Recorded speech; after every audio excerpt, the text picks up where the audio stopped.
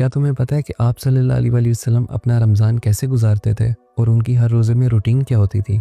आइए इस वीडियो में जानते हैं। आप सल्लल्लाहु अलैहि वसल्लम रमज़ान में अपनी इबादतों को बढ़ा देते थे। वो इस महीने में कम से कम नींद किया करते थे और रातों को देर तक क़याम किया करते थे, यानी इबादत किया करते थे।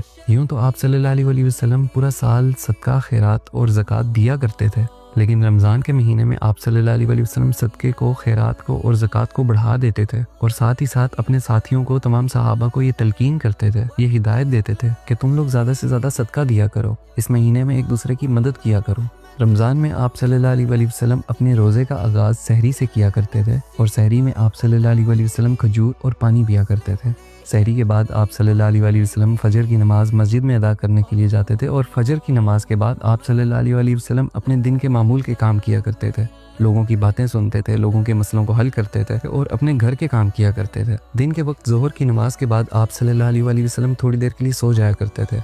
इसके बाद आप सल्लल्लाहु अलैहि वसल्लम असर की नमाज़ अदा करने के लिए मस्जिद में जाया करते थे और असर की नमाज से लेकर इफ्तारी तक आप सल्लल्लाहु अलैहि वसल्लम दुआएं मांगा करते थे, ज़्यादा से ज़्यादा दुआएं किया करते थे। और मगरिब का वक्त होते ही आप सल्लल्लाहु अलैहि वसल्लम अपने घर वालों के साथ बैठकर रोज़ा खोलते। इफ्तारी में आप सल्लल्लाहु अलैहि वसल्लम ताज़ा खजूरें खाते और अगर ताज़ा खजूरें ना हो तो आप सल्लल्लाहु अलैहि वसल्लम खुश्क खजूरों के साथ अपना रोज़ा खोलते थे और अगर खुश्क खजूरें भी ना हो तो आप सल्लल्लाहु अलैहि वसल्लम पानी के साथ रोज़ा खोलते थे।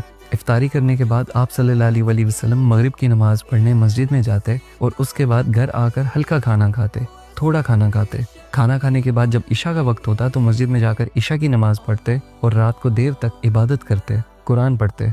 रमज़ान में हर रात आप सल्लल्लाहु अलैहि वसल्लम के पास हज़रत जिब्रील अलैहिस्सलाम आते और आप सल्लल्लाहु अलैहि वसल्लम और हज़रत जिब्रील अलैहिस्सलाम एक दूसरे को कुरान सुनाते, एक दूसरे से कुरान सुनते। और ख़ास तौर पर रमज़ान के आखिरी 10 दिनों में आप सल्लल्लाहु अलैहि वसल्लम एतकाफ़ पर बैठा करते थे। इन दिनों में ज़्यादा से ज़्यादा इबादत किया करते थे।